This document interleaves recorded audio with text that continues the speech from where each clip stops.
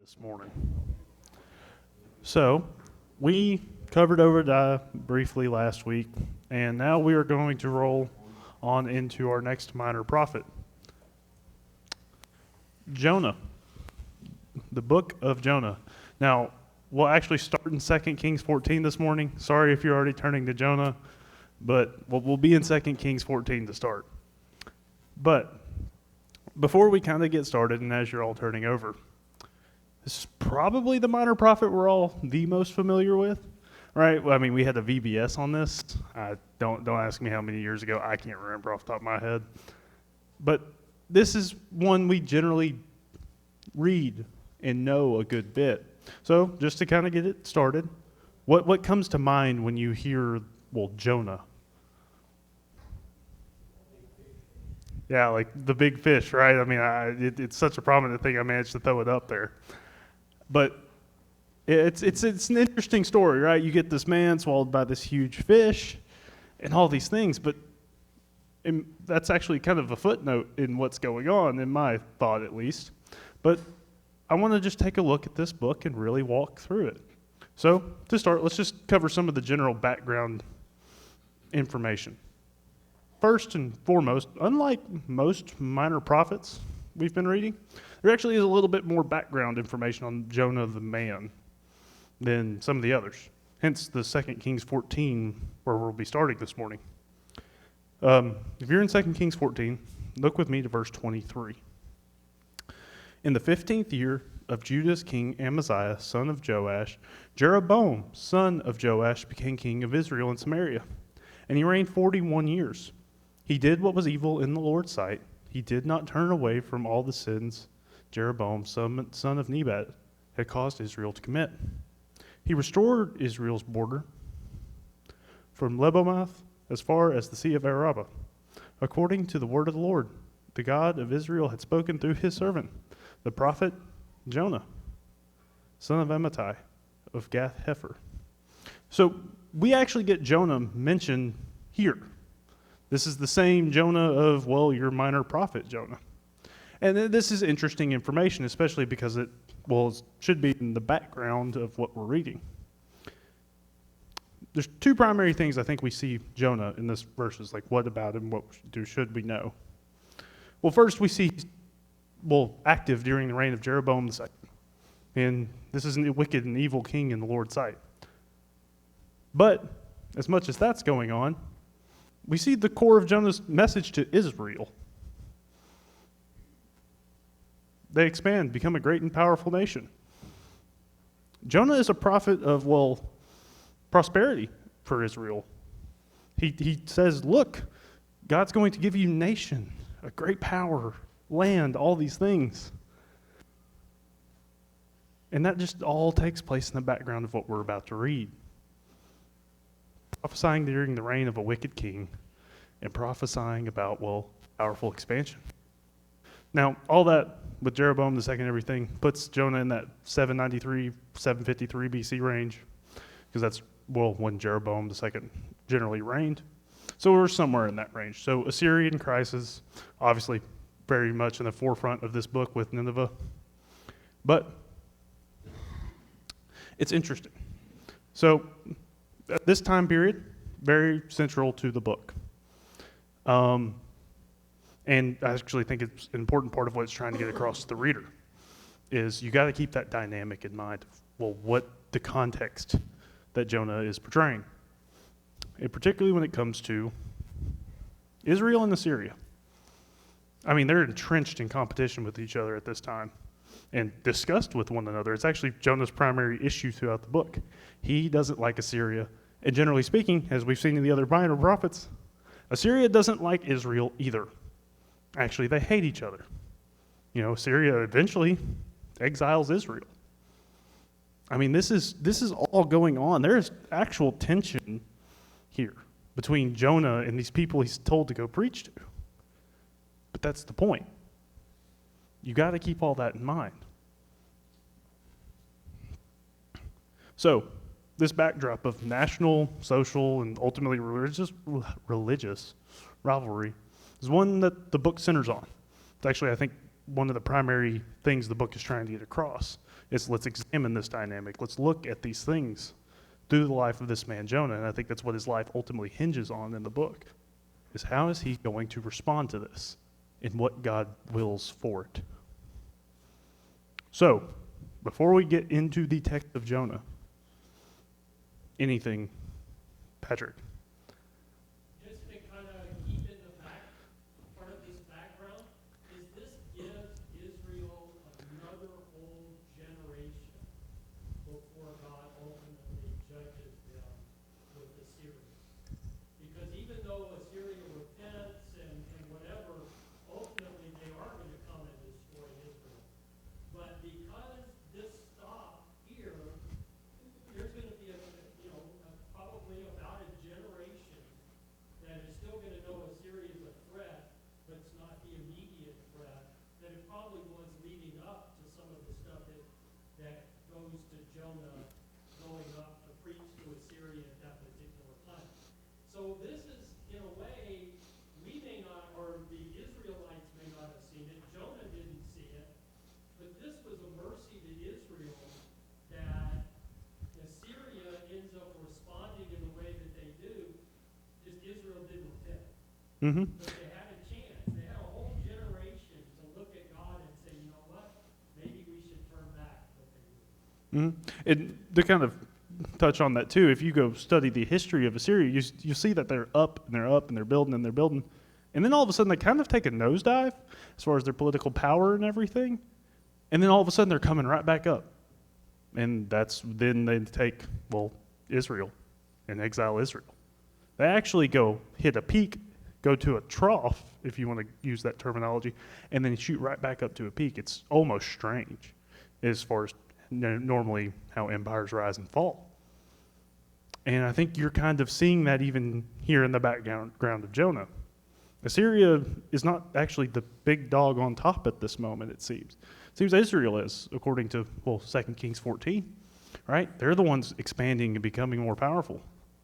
But Jonah's told to go to Assyria. Anything else on our background? Jeff? Just to remind me, because my geography is the coffee desk. Where is Tarshish? Is that the same thing as where Paul is from? Is that a port in what we call Turkey? No, Tarsus is Paul, that's in Turkey. Tarshish would be Spain area. So, yeah. And Joppa is a seaport that the Israelites use, but it's not in Israel? Yes, generally speaking.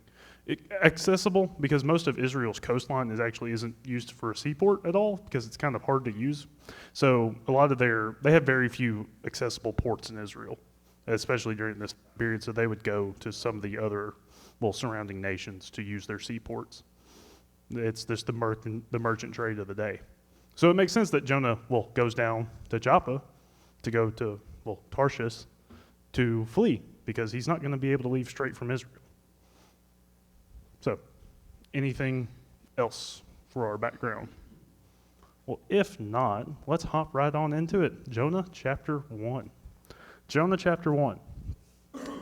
So, can I get somebody to read verses 1 through 3 this morning?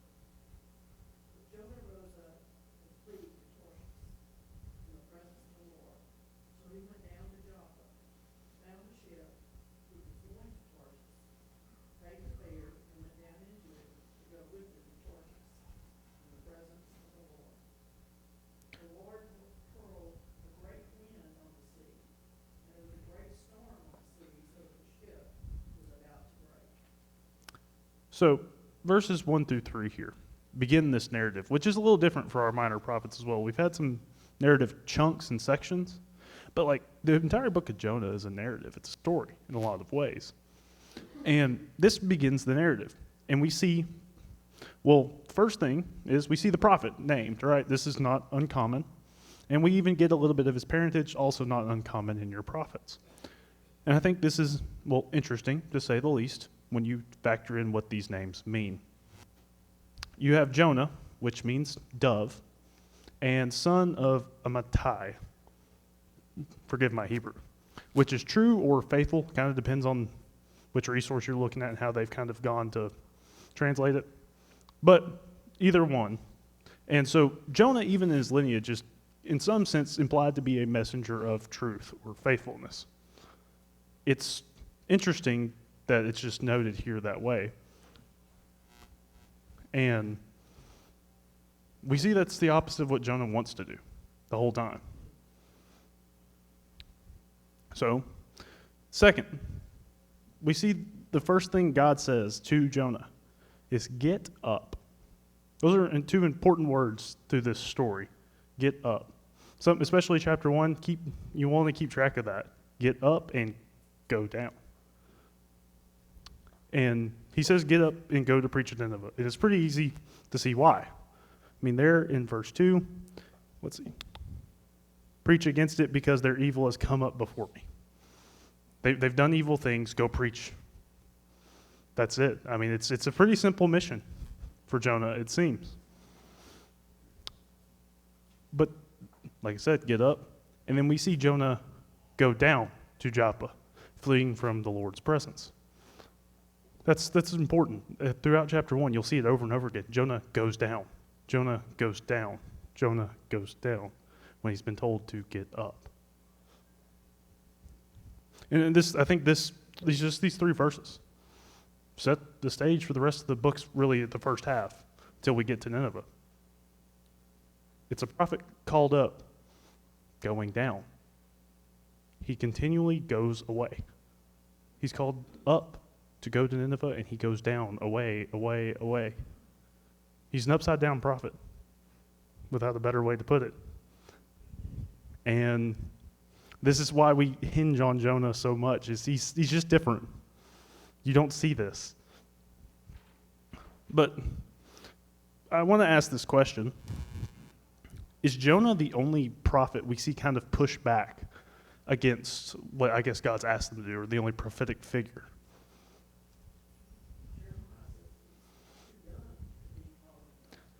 Mm-hmm. Yeah, to put it simply, no. Jonah's not the only one. Okay, y'all got me. Yes, those are the exact two examples I pulled for this. You can also throw Isaiah in there as well. He has a moment, I think it's chapter 6, verse 5, where he also kind of pushes back. But, yeah, this is not uncommon, right? These prophets pushing back a little bit, like, I'm not the guy. Don't make me go do this. But especially the Moses and Jeremiah example. Why do they push back against God?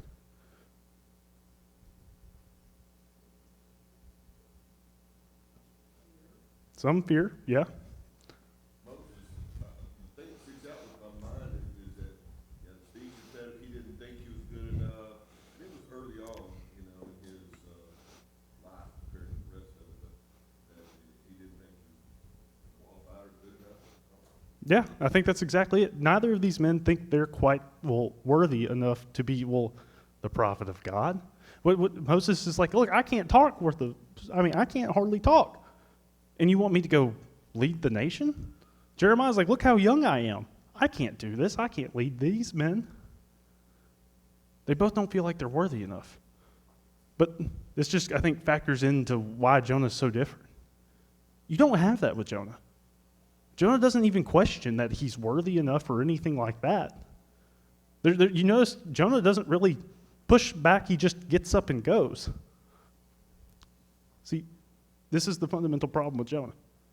He would rather his will be done. His own, what he wants to happen. He doesn't like Assyria, and he doesn't want God's will messing with that. He is fundamentally having a struggle here. And you'll see it happen over and over in the book.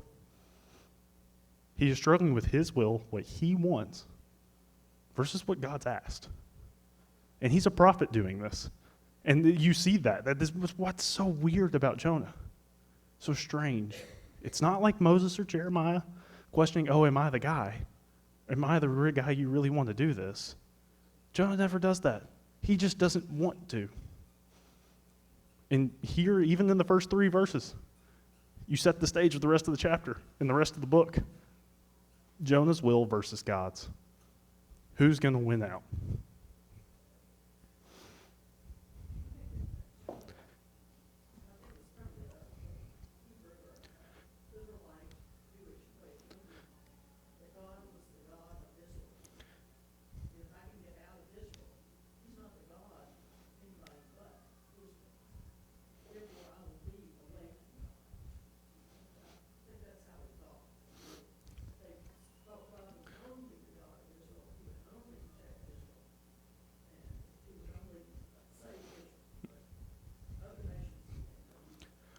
Mm-hmm.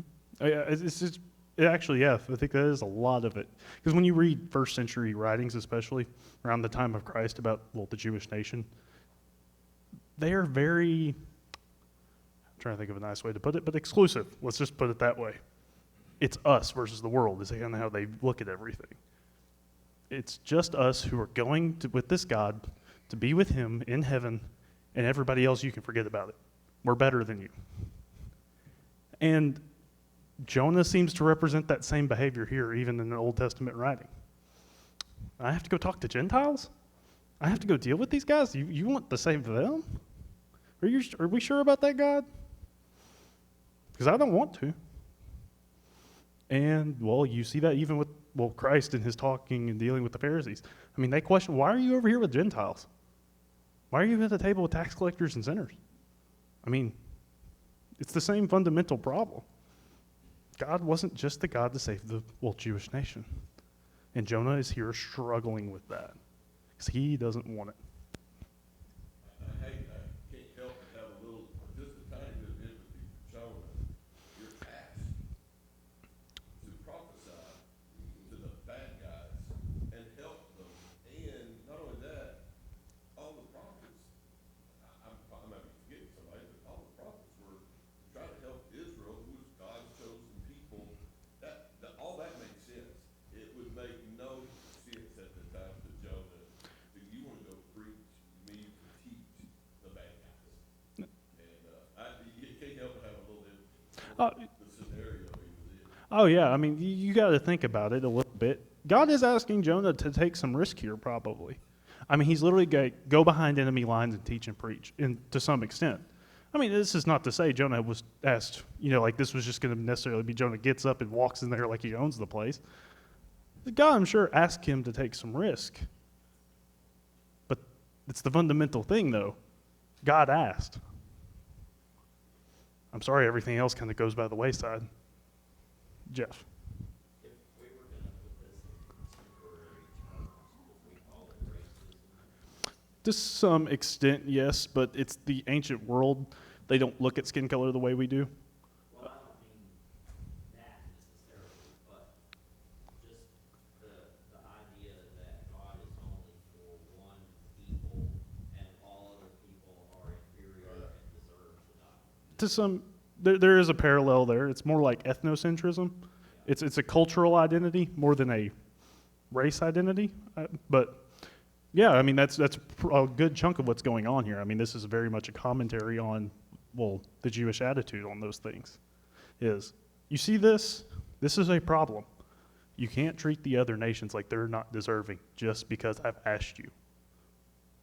It's one of the fundamental questions of Jonah is God really just a God for the Jewish nation? I can't help but think of the quote I saw this week, and it makes me think of Jonah. The quote was something along the lines of, there's a lot of bigoted people out there, and I can tell just by looking at them. And it makes me think of that. I mean, that's fitting, right? I mean, that's pretty good for this. I mean, it's true, though. That's kind of Jonah's attitude, right? Oh, they're a bunch of Assyrians. They don't need this. They don't like me anyway. He's not even gone and talked to him yet. That was good, Tracy. I will give you that. Okay. Anything else on verses 1 through 3, Patrick? It's kind of the interesting thing when you get to the end and you find out what God told him to tell them. Mm-hmm. He didn't tell them. He doesn't tell Jonah to teach anything, right? He tells them, "You declare destruction." And I don't think that Jonah preached anything but that, right? Because he said, "You tell them what I tell you to tell them, and what you tell them is yet 40 days, and then it will be destroyed." I don't think he taught anything else but that. But in the back of his mind, he knew what would happen when he did that. I don't know at this time if he knew what God wanted him to preach. Right? When he goes down into the ship and trying to flee from the presence of the Lord, I don't know at that point if he knows what God wants him to preach. But I do know in verse or chapter 3, God tells him this is what you're going to preach. And it's not a message of salvation. It's not a message that if you repent, everything's going to be okay. It's a message of destruction, and they decide to respond. And in the back of Jonah's mind is, you know what? Even if I declare destruction, they're going to turn their lives around. That's what was in the back of his mind. He says, I knew this is what's going to happen. I knew it. So anyway, that's all playing in the background of it. I know we can get into the discussions of what he was preaching and stuff. God said, yet 40 days and then it will be destroyed. Mm-hmm. And based on Jonah's attitude, I don't think he did anything else but that. I don't think he's pleading with them to repent or anything like that. Mm. So, in fact, maybe if he had known this is what, but again, he's in the back of his mind, he's got it, that even if I say destruction, they're going to do something. Mm-hmm. And that's what they did. An interesting idea there as well. If Jonah's just preaching them destruction, and he realizes that may actually do something, with what we just read last week in Obadiah, and then what we've read in our other minor prophets, all this talk of destruction and things, maybe they should have known what to do too in light of that. See, that's one thing too. I think Jonah, just as much as a commentary on the man, it's a commentary on, the people he's a part of. Jonah's just a commentary on Israel's attitude at the end of the day. The books of the law and the kings and all of that, the history books, they're pretty much about the nation of Israel. And then you've got the gospel, which is to everyone. But it seems like kind of the purpose of the prophets is partly to transition from it's just us to it's everybody. Because in the prophets, you have prophecy of the coming of Jesus and the fact that all nations will be part of the new kingdom. Mm-hmm. I mean, read the back half of Isaiah. It's all over the place. Yeah, the part of the prophet's role is to be like, hey, you're not just a nation that was elected for salvation. I think that's the biggest misconception Israel, Judah gets, is that, God chose us to be this little priesthood of people who are going to go be with him, and that's it. The role of a priest is to perform a service for those who aren't priests. That's what Israel missed.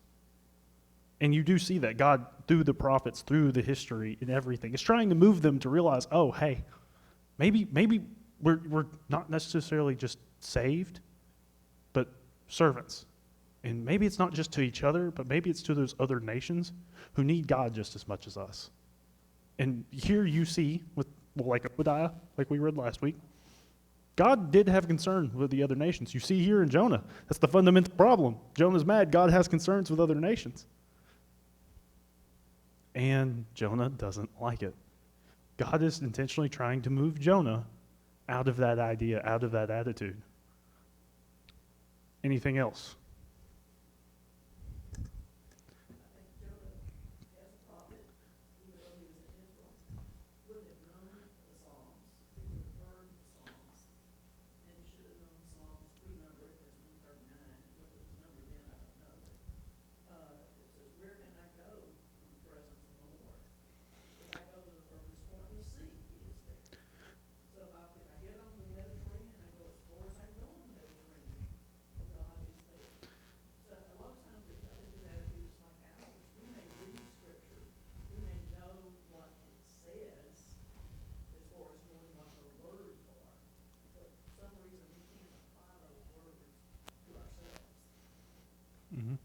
it's interesting too.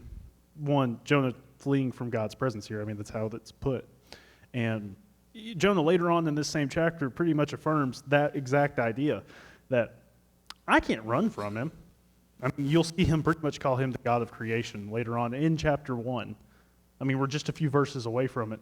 And Jonah pretty much says, yeah, this is pointless.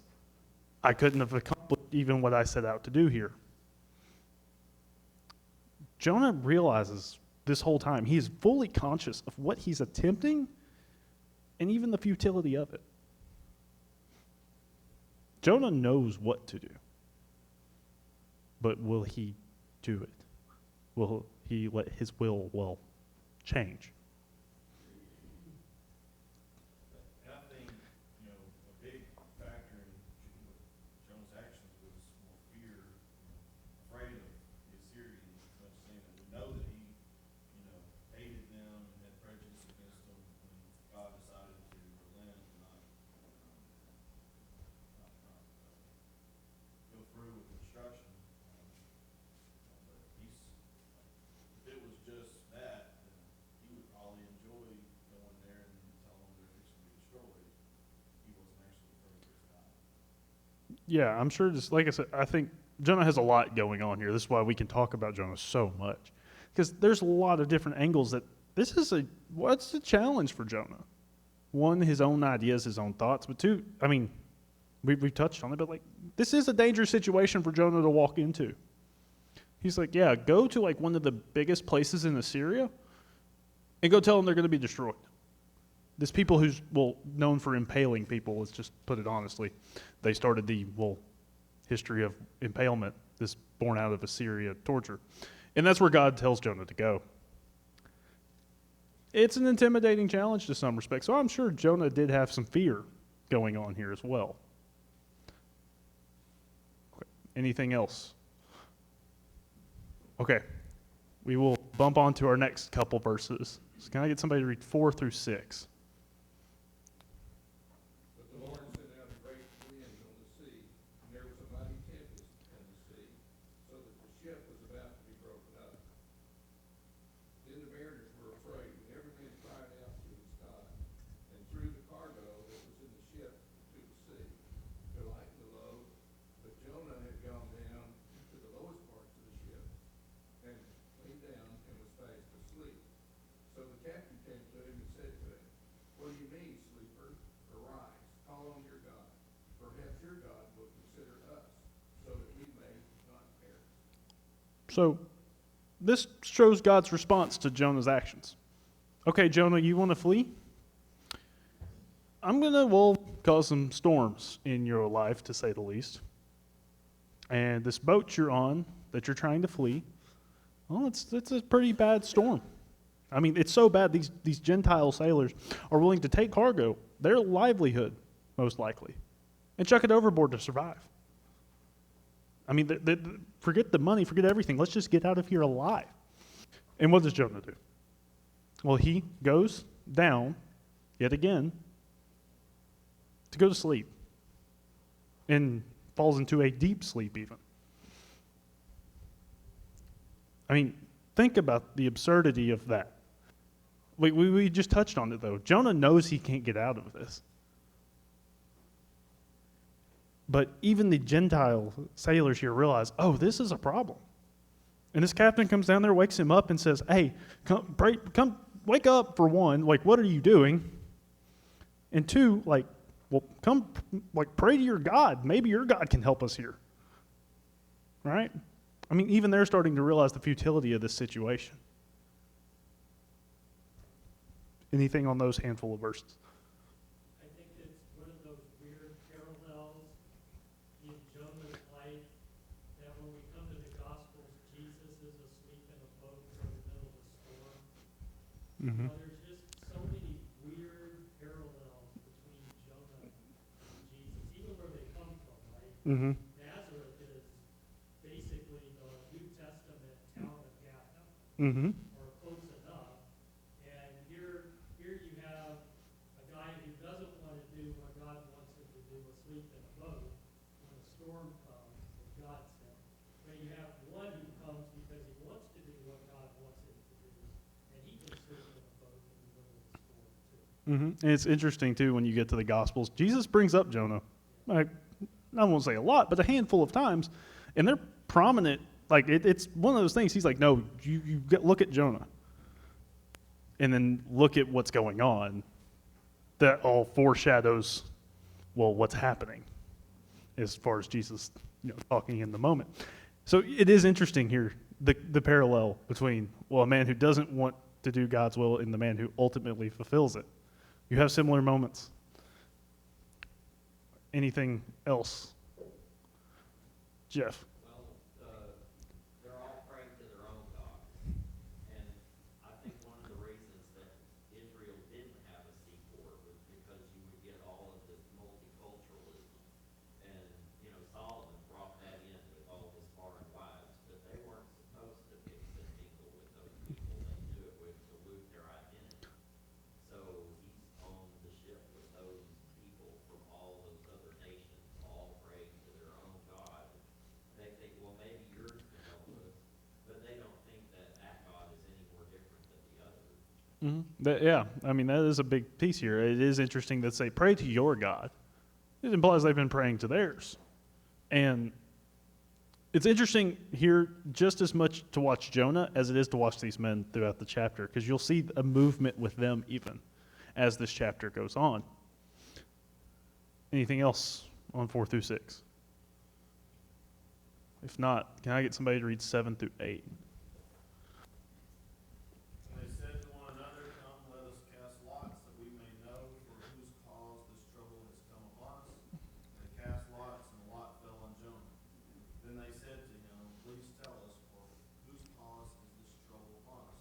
What is your occupation, and where do you come from? What is your country, and of what people are you? So this just further highlights this desperate situation they're in. I mean, these guys are going to the last resort. They're casting lots to figure out who to blame. And it points out Jonah, because of course it does. And they ask him, okay, what did you do?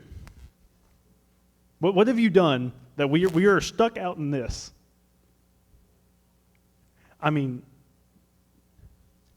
It's just, Jonah's not getting out of this, and Jonah knows it. It's frustrating to read to some extent, because Jonah knows.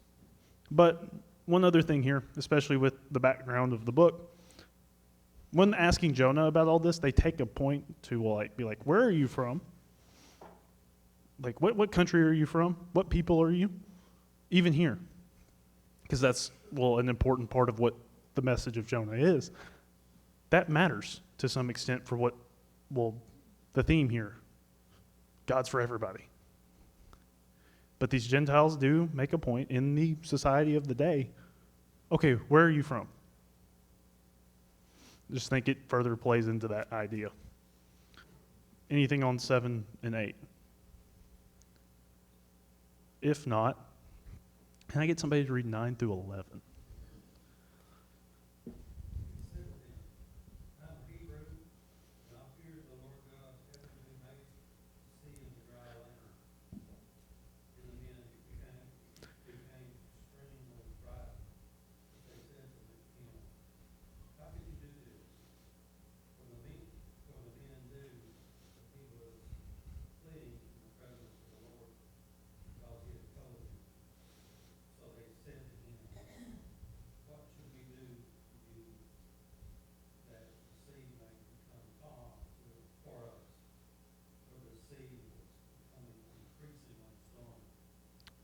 So these handful of verses mark Jonah's answer to that question, what have you done, where are you from? And the Gentiles' response to the answer. So Jonah's answer here really does, frighten them, because he makes it pretty obvious. He's a Hebrew, he's from Israel, he's a Jew, and he pretty much worships the God of all creation. The God who made the land, the God who made the seas.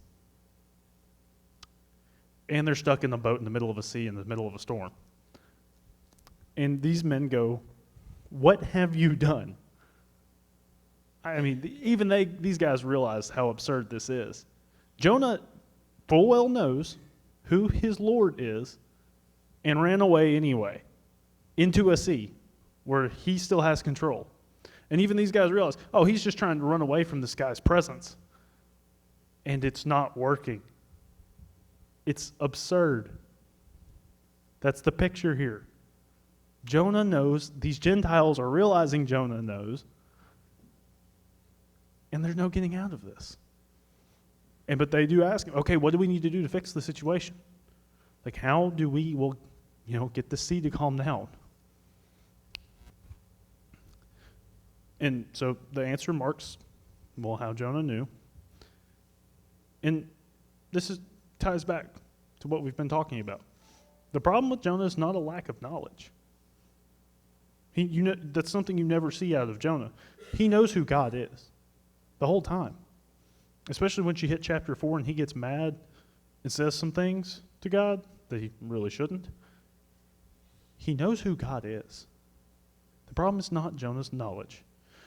Jonah knows who he is dealing with. It's his heart, his will. He's fundamentally struggling with doing what he wants to do versus what God has asked of him.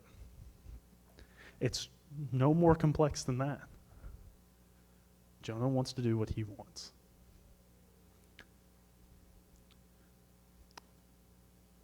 Yeah, and the Gentiles even enforce this idea with how they respond. They make it clear if Jonah knows this God so well, he knows how to make this stop. Right? So, anything on those handful of verses? Well, if not, can I get somebody to read 12 and 13?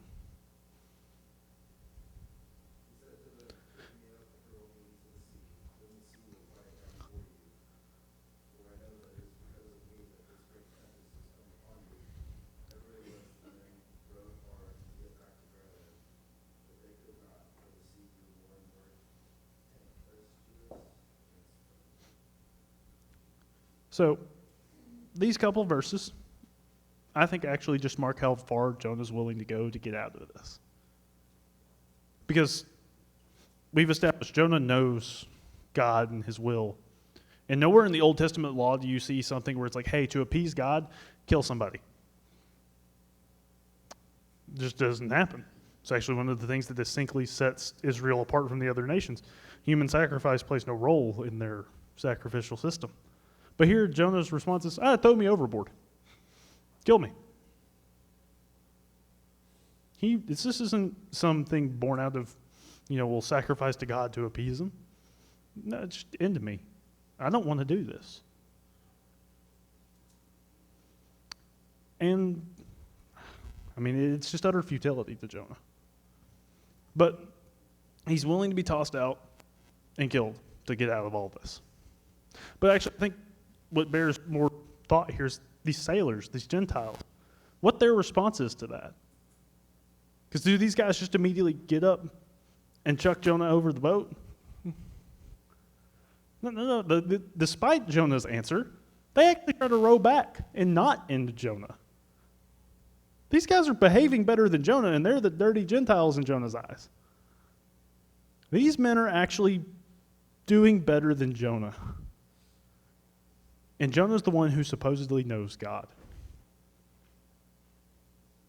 These men are actually the ones closer to doing God's will here. And Jonah should even see that. He may have, especially with how he's behaved so far. He may have full well known, oh yeah, they're probably acting better than me right now. But does it stop him? No. Okay, anything on those couple verses? Well, if not, can I get somebody to read 14 through 16?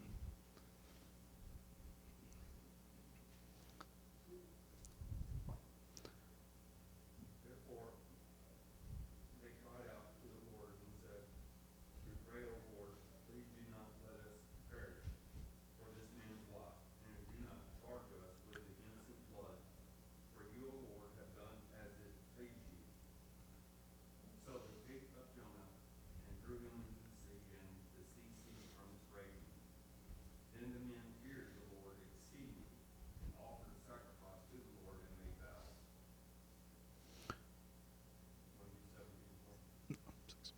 So this just shows the Gentiles come to grip with the situation, right?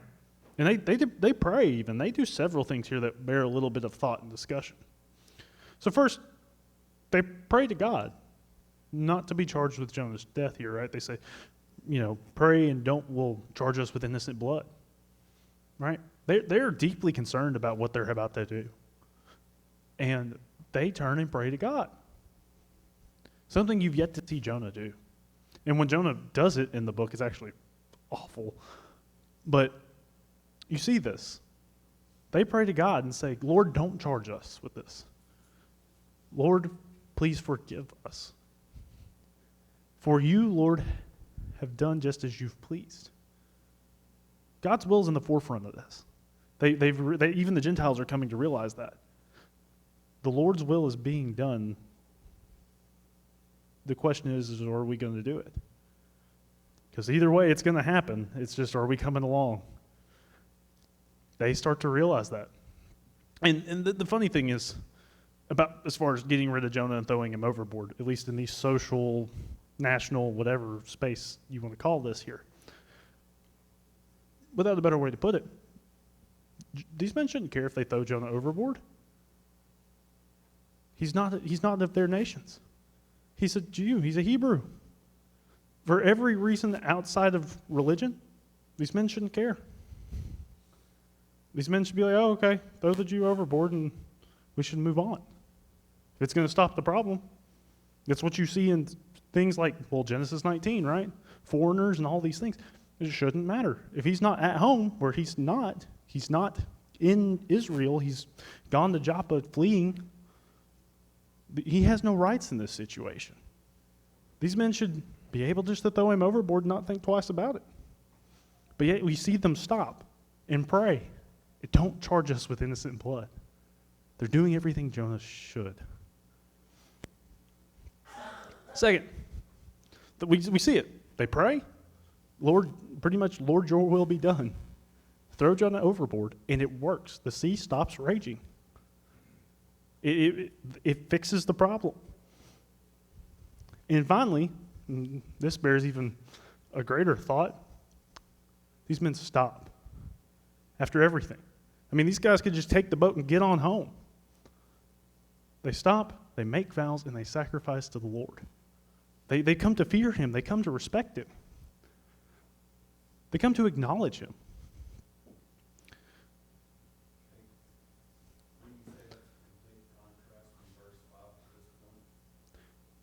Yeah.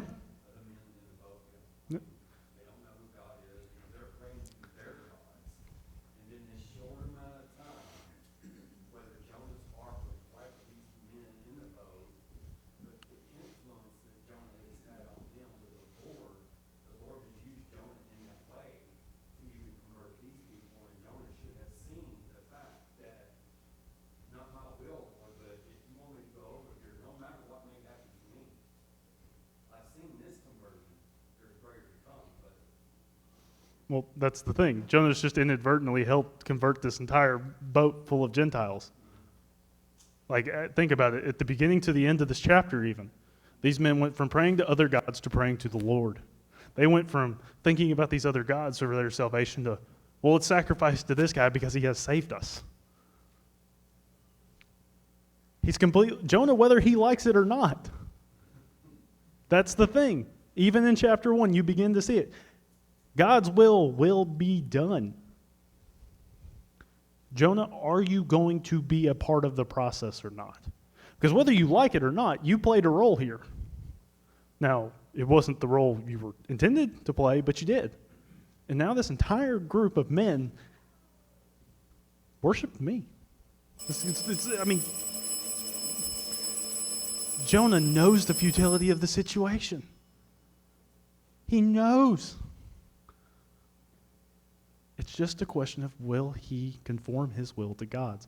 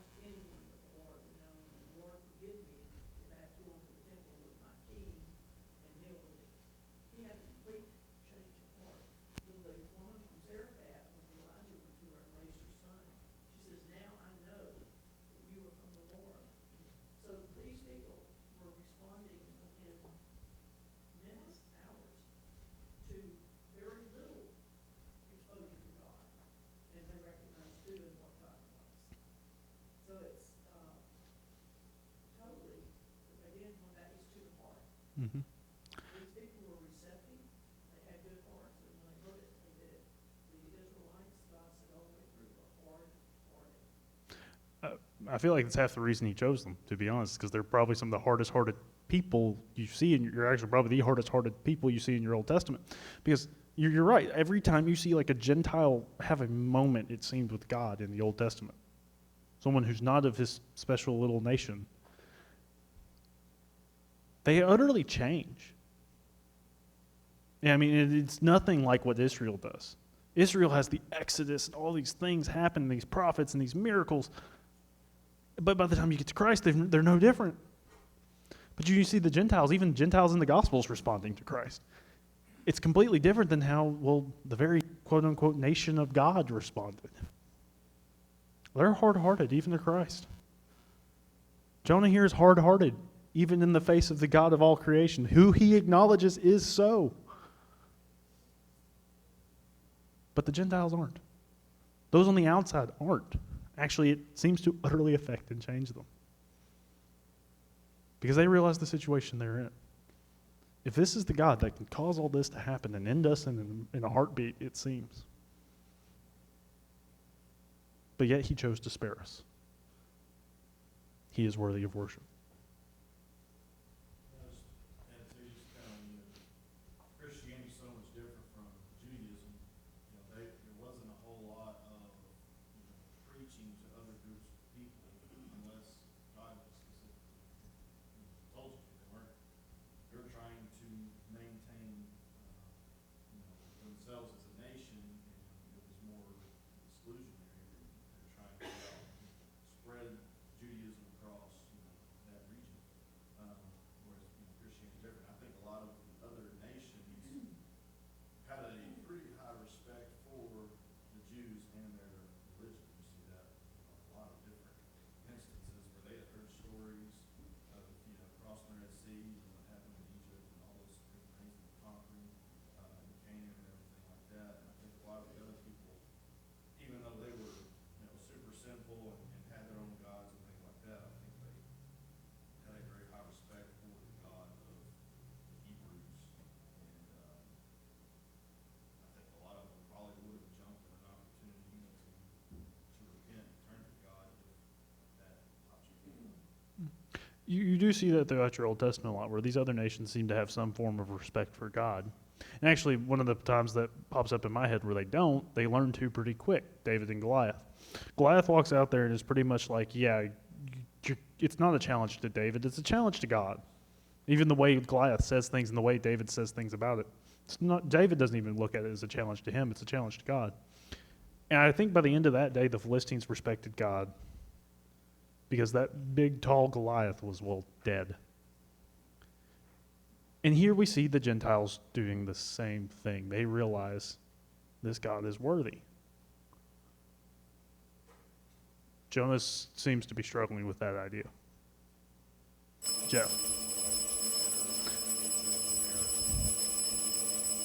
These people are the nicest people you could be on a boat with. He kills them to have to throw him overboard.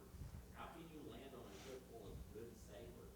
If anybody deserves to be saved, it's them. Yep. They're the bad guys, they're not Jews. Yep. Well, y'all continue reading Jonah, and we will.